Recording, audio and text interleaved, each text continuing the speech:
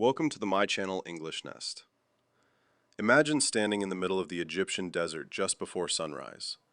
The air is silent, the sand is cold beneath your feet. In front of you, a gigantic stone face slowly appears as the first rays of sunlight touch the horizon. It has watched over this land for more than 4,000 years. Empires have risen and fallen before its eyes. Kings have disappeared. Entire civilizations have vanished. Yet this mysterious guardian remains. No one knows exactly why it was built. No one can fully explain how it survived for thousands of years. And perhaps the greatest mystery of all is this: what was the Great Sphinx really meant to protect? Tonight, we begin a journey into one of the oldest and most fascinating mysteries in human history. The desert of Giza is unlike any other place on Earth. Every year, millions of visitors travel from around the world to see the Great Pyramid. Cameras point toward the enormous stones. Tour guides explain the history of the pharaohs. Scientists continue searching for new clues hidden beneath the sand.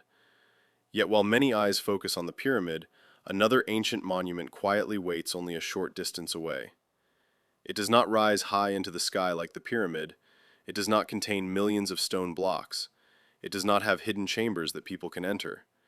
And yet for thousands of years, it has remained one of the greatest mysteries ever carved by human hands: the Great Sphinx. At first glance, it almost seems impossible. The body of a powerful lion stretches across the desert floor, while the face of a human calmly looks toward the eastern horizon.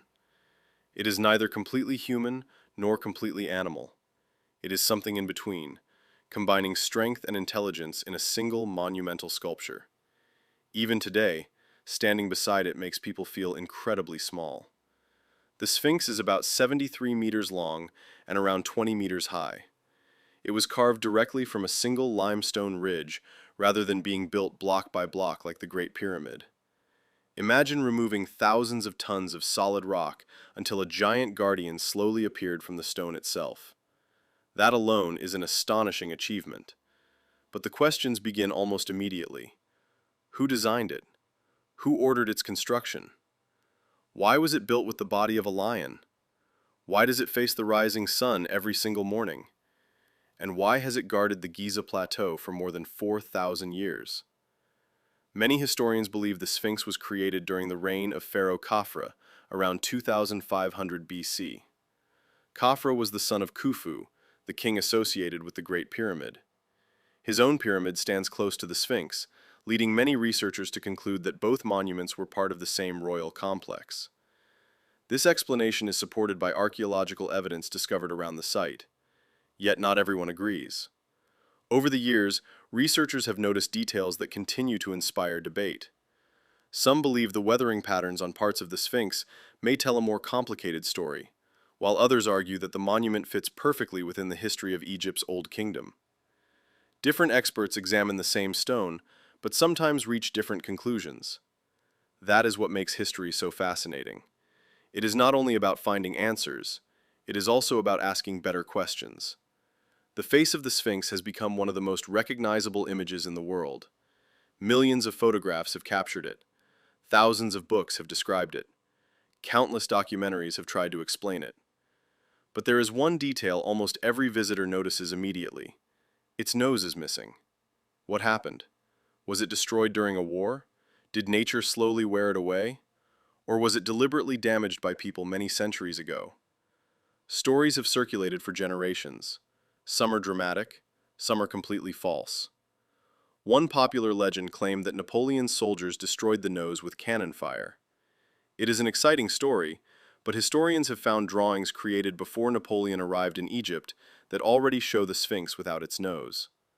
The truth, once again, is far more complicated than the legend, and that is exactly what makes the Great Sphinx so extraordinary.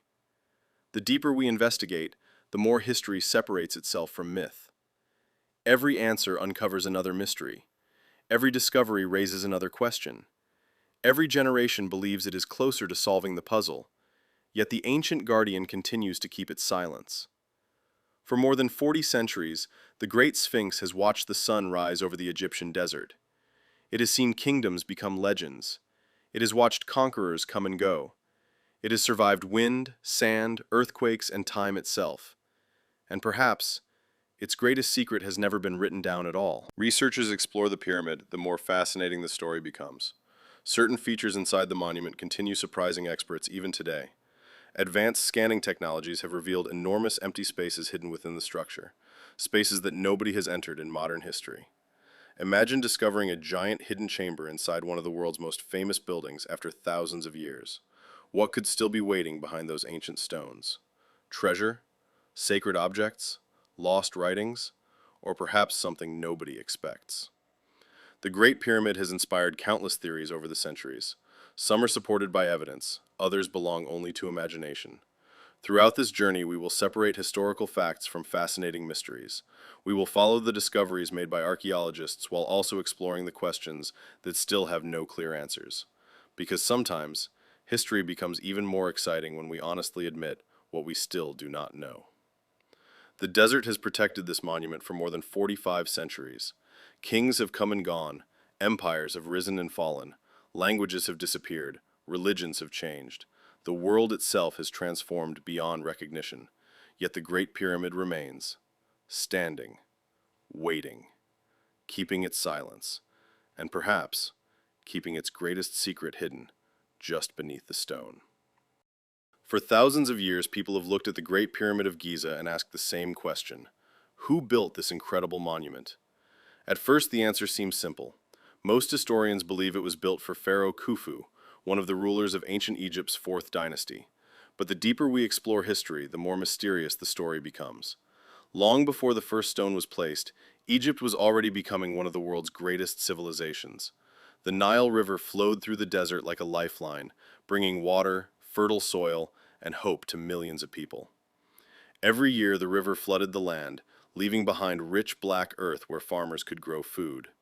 Because of the Nile, Egypt became powerful while many other lands remained dry and difficult to live in. As villages grew into cities and cities became kingdoms, the Egyptian people developed remarkable knowledge.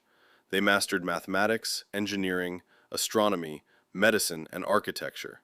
They carefully observed the movement of the stars, measured time using the sun, and built magnificent temples that still stand today. Each generation added new knowledge to a civilization that would eventually create one of humanity's greatest wonders. At the center of this civilization stood the pharaoh. To the people of ancient Egypt, the pharaoh was far more than a king. He represented order in a world surrounded by chaos. He was believed to maintain the balance between the heavens, the earth, and the people. His responsibility was enormous.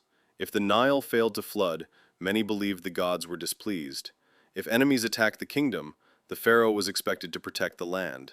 His life was deeply connected to religion, politics, and the future of Egypt itself. Khufu inherited one of the strongest kingdoms of his time.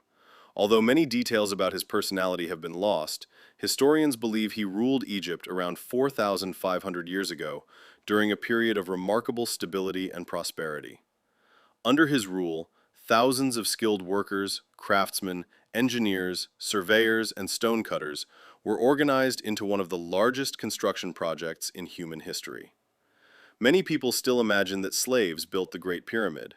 For generations, movies and novels repeated this idea so often that many accepted it as fact.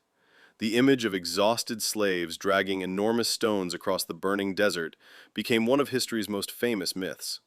But modern archaeology tells a different story. Near the pyramids, archaeologists discovered the remains of workers' villages. These discoveries completely changed the way historians understand the construction of the Great Pyramid. The workers lived in organized communities, received food, medical care, and places to sleep. Some even received honorable burials near the construction site, a privilege that ordinary slaves would never have received. The evidence suggests that many of the builders were skilled workers and seasonal laborers who came during the Nile's flood season, when farming temporarily stopped. Instead of working in the fields, they helped build a monument that would represent their civilization for thousands of years. This discovery surprised many historians. It revealed that the Great Pyramid was not only a masterpiece of engineering, but also a masterpiece of organization. Thousands of people had to work together with extraordinary precision. Stone had to arrive at exactly the right time.